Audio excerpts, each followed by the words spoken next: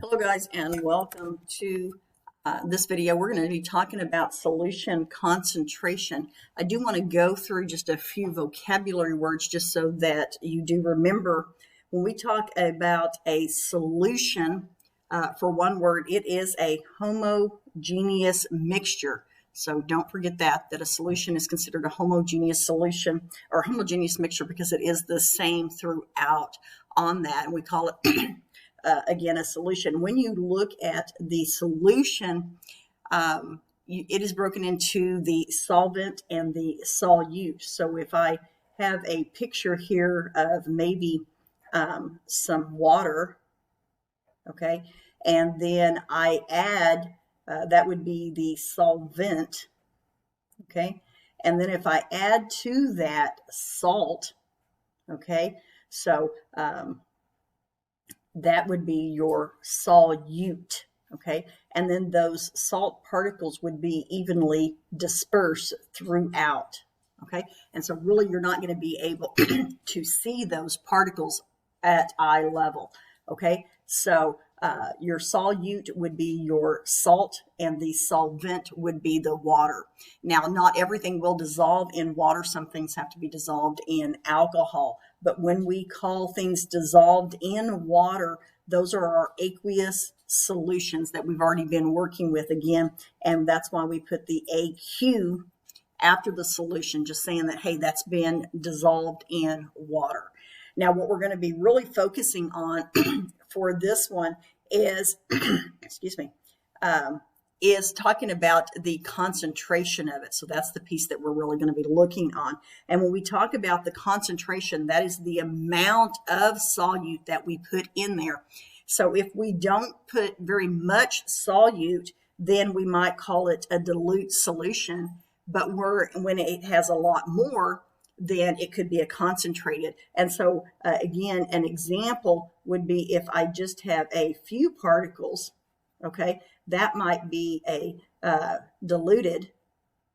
Then if I have one that has a lot of particles, okay, show that it has more, then that could be a concentrated, C-O-N-C-E-N.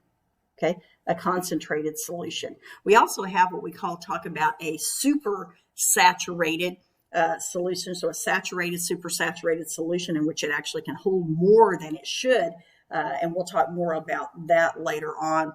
So when we go, and there's a lot of things to talk about with solutions because for right now we're looking at it in terms of a solid dissolved in a liquid, but you could have a liquid in a liquid, you could have a gas in a liquid in a gas, you could have a lot of different phases and still get a concentration or a solution on that.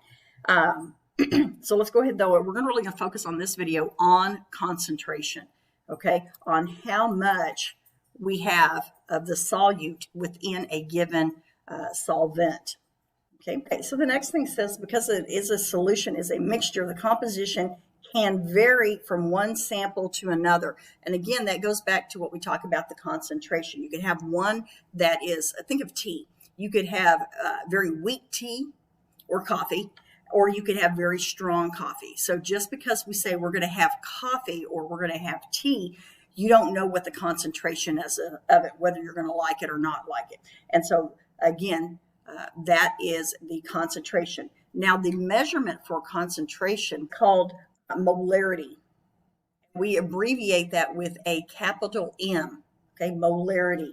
And what molarity stands for is the amount of solute in moles, and that's going to be a key thing because a lot of times it's going to give it to you in grams. You're going to have to do a gram to mole conversion, and it is divided by the volume of solution in liters. So our molarity is going to be in moles per liter, and that is a very, very important thing that you remember, moles per liter.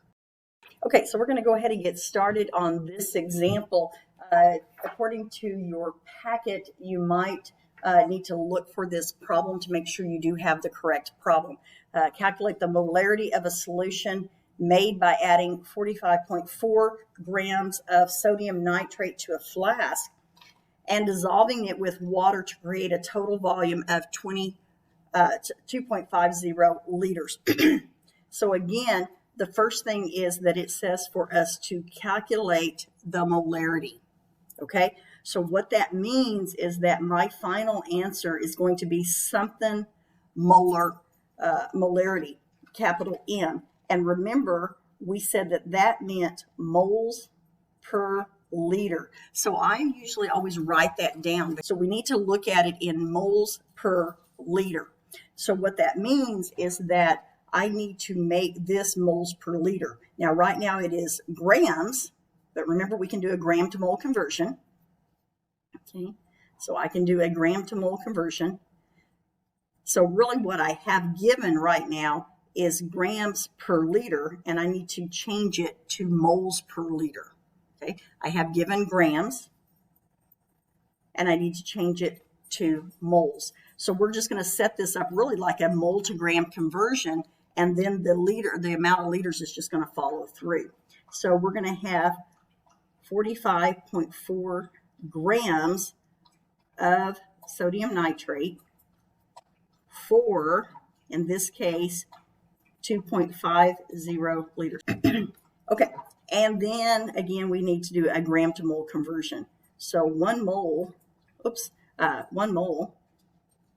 of sodium nitrate is how many grams of sodium nitrate? And again, this is where we need to calculate our molar mass.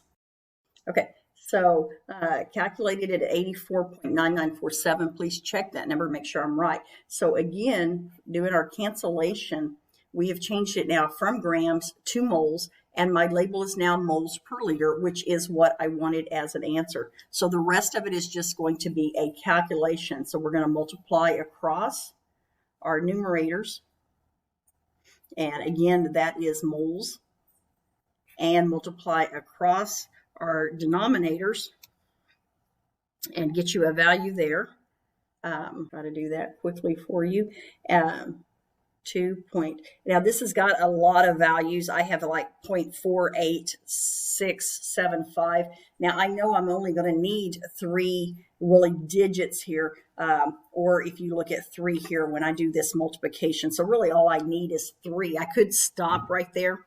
I'm going to go ahead probably and put a 4-9 here and then just do my final answer to 3. But if you wanted to, you could leave it at 3 at this point.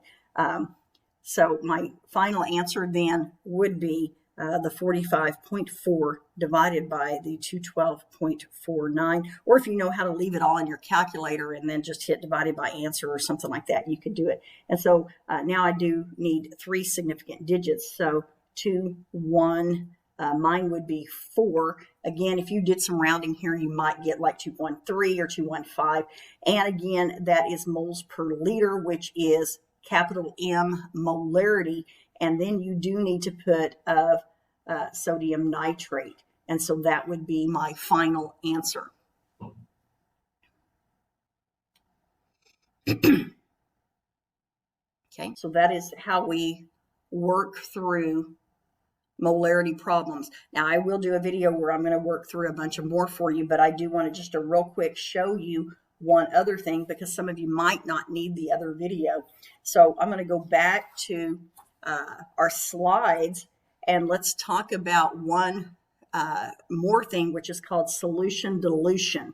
That sounds funny. Solution dilution, which means that if I have like a really strong, let's say I have really strong coffee and I want to weaken it down to dilute it, okay? We follow this rule right here, which is the mass, or sorry, the molarity, that's what M stands for on there. So molarity times volume equals molarity times volume, and that is, so the molarity of your first times your volume of your first equals the molarity of your second times your volume of your second, okay?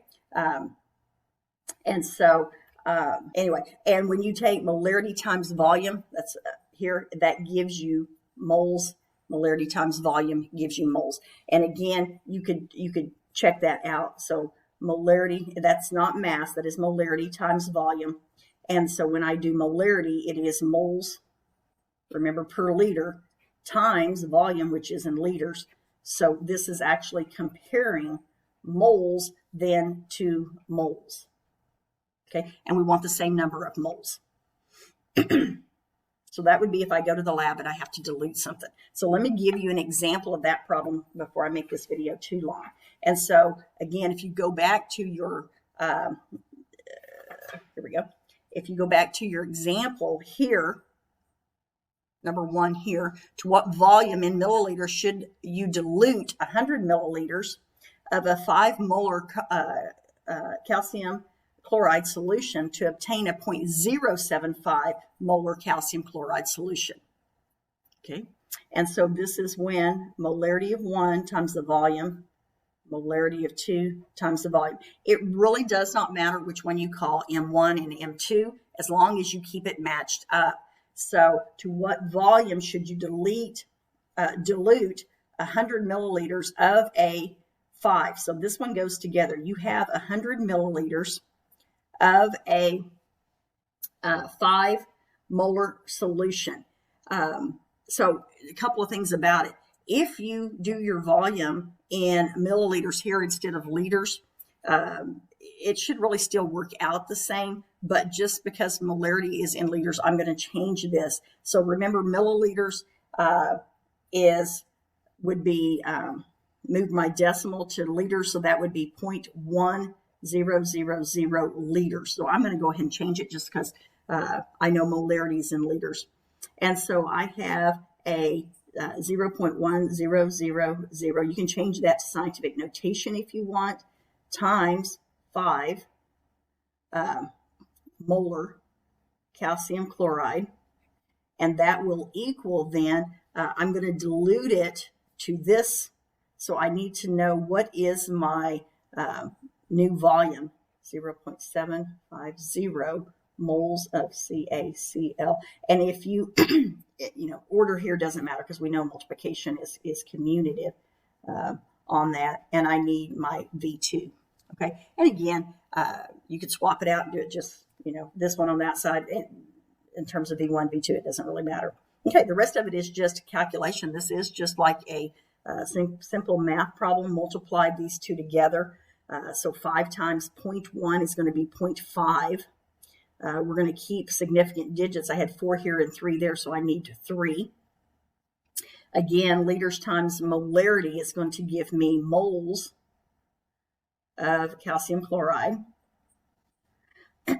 Actually, I don't even want to do that. I could, I guess, but yeah. If you want to put your label in here, I guess what I'm saying is if you want to put your label, you could, but you don't need to. You could write them without your labels. Again, molarity times volume, that's going to give me moles again on that. I'll go ahead and put it in here, but you can delete it or however you want to do it. I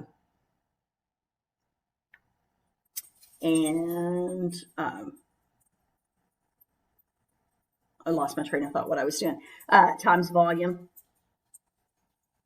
on there. And since I've already did my labels, we're going to have to just remember that this is liters. I wasn't thinking when I did that. But anyway, so just divide that off and get our volume. So our volume is 0.5 divided by 0.750. Again, 0.666 repeating, and go back and look to your digits. I do have 3 on there, so I'm going to get 0.667.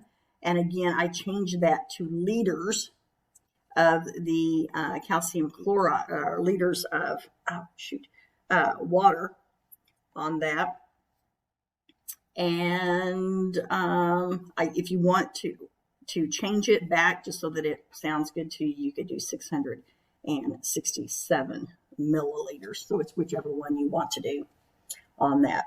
Okay, so as far as putting in, as I said, you don't need to put this in if that's confusing to you. Just leave off the labels on there. Matter of fact, you could leave off all of that within your calculations, but do put it up here in your original. So put your labels on it here. Make sure you do know what you're talking about. But when you go through your problem, if that's confusing to you, I know some kids it will be, it's okay to calculate that with your labels on.